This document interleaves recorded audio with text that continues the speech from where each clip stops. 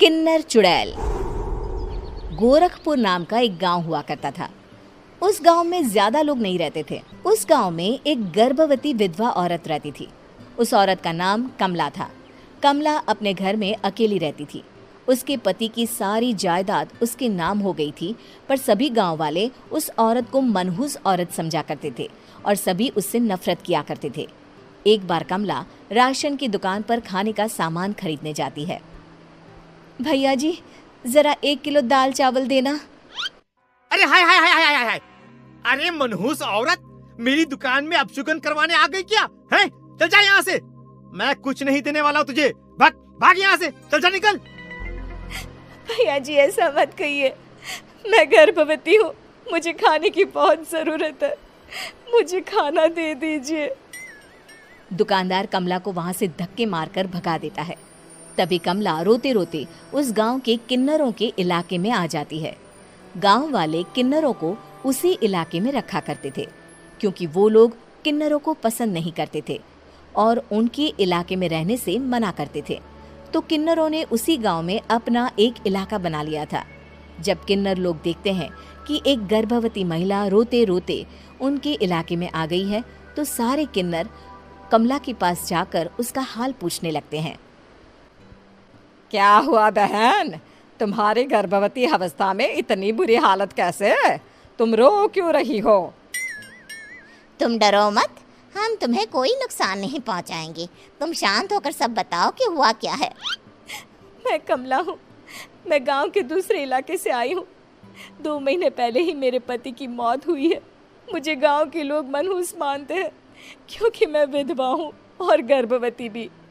वहाँ के लोग मुझे खाने के लिए कुछ बेचने के लिए भी तैयार नहीं, जिससे मेरा गुजारा नहीं हो रहा था। कोई बात नहीं कमला, हम तुम्हारा ख्याल रखेंगे। किन्नर लोग कमला को एक खाली घर में रहने के लिए जगह दे देते हैं और उसकी देखभाल भी करते हैं।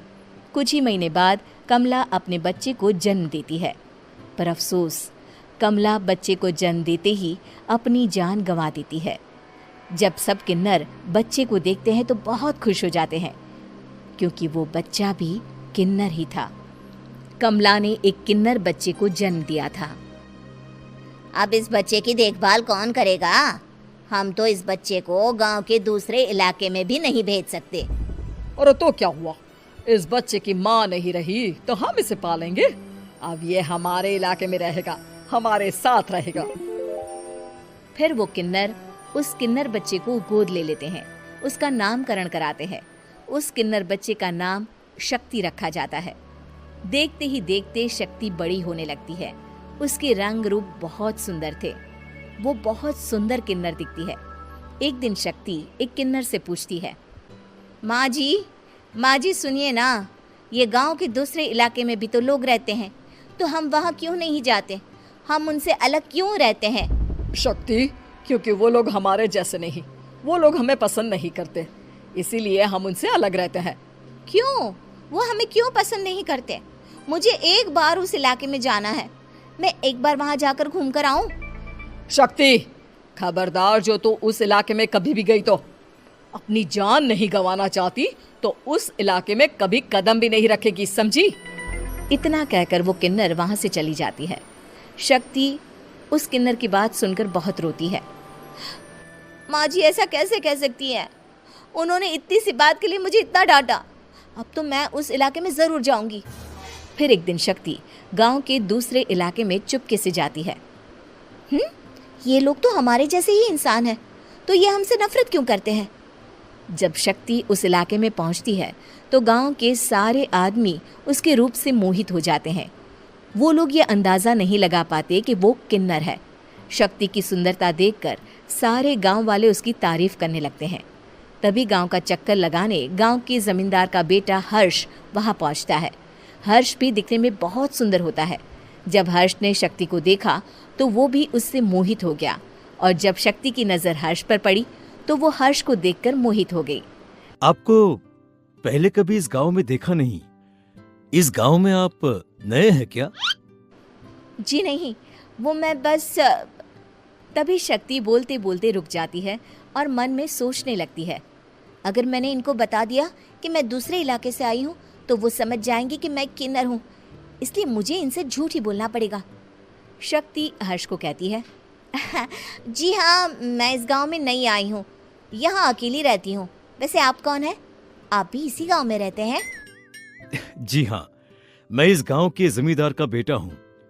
आपको किसी भी चीज की जरूरत पड़े तो आप मुझे बता देना, मुझे अच्छा लगेगा।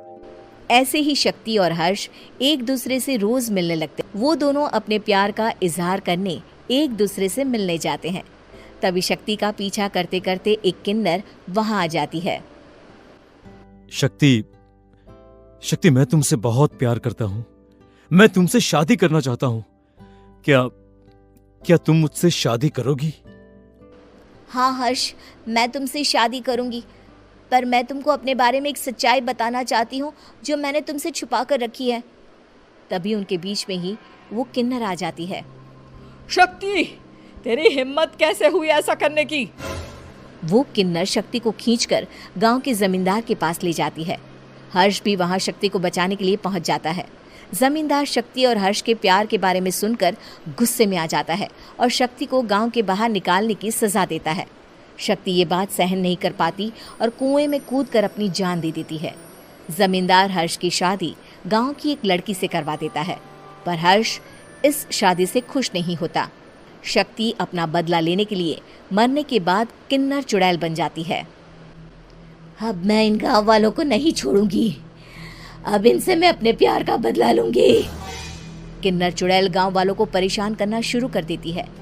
एक बार वो रात को गांव के खेतों में पहुंच जाती है और वहां आग लगा देती है। सारी फसल जल के राख हो जाती है। जब एक आदमी रात को उठकर देखता है कि खेत में आग लग गई है तो वो वहां पहुंच जाता है। वो देखता है कि खेतों के बीचों बीच एक किन्नर चुड़ैल खड़ी है और वहां खड़े होकर ताली बजा रही है। गांव वाला किन्नर चुड़ैल को देखकर बेहोश हो जाता है। जब सुबह उस आदमी को होश आता है तो वो सीधा जमींदार के पास जाता है। अरे जमींदार साहब, अरे वो किन्नर चुड़ैल ने मेरी सारी फसल जला दी। अब मैं क्या करूंगा? क्या होगा मेरा? जमींदार चुड़ैल किन्नर का नाम सुनते ही सब कुछ समझ जाता है। अब वो बहुत डर जाता है। उसी रात को जब जमींदार डर के मारे अपने कमरे में सो नहीं पाता, तभी वहां अचानक से किन्नर चुड़ैल आ जाती है। किन्नर चुड़ैल जोर जोर से जमींदार के आगे खड़ी होकर हंसने लगती है और ताली बजाने लगती है। जमींदार उस डरावनी किन्नर चुड़ैल को देखकर बहुत डर जाता है।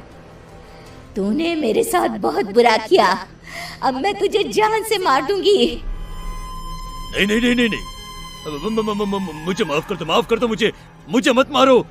मैं कभी ऐसा दोबारा नहीं करूंगा। अब तुम जो बोलोगी वही मैं करूंगा। ठीक है, मैं चाहती हूँ कि किन्नर इलाका गांव के इलाके से जुड़े और गांव का कोई भी आदमी किन्नर समाज से द्वेष ना करे, उससे नफरत ना करे, नहीं तो मैं सारे गांव को मार दूंगी। और तुम गांव में एक नया कानून बनाओ कि अगर किसी ने भी किन्नर समाज को हानि पहुंचाने की कोशिश भी करी या इनसे भेदभाव करने की भी कोशिश करी तो उनको कड़ी से कड़ी सजा मिलेगी। हाँ हाँ हाँ हाँ, मैं ऐसा ही करूंगा। तुम जो बोलोगी वो मैं करूंगा, पर मुझे जाने दो प्लीज। तब वो किन्नर चुड़ैल वहां से चली जाती है। गांव का जमींदार किन्नर चुड़ैल का कहा मानते हुए दोनों इलाकों को एक कर देता है और नया कानून भी लागू कर देता है। तब से वहां किन्नर समाज और बाकी गांव वाले शांतिपूर्वक रहने लगते हैं।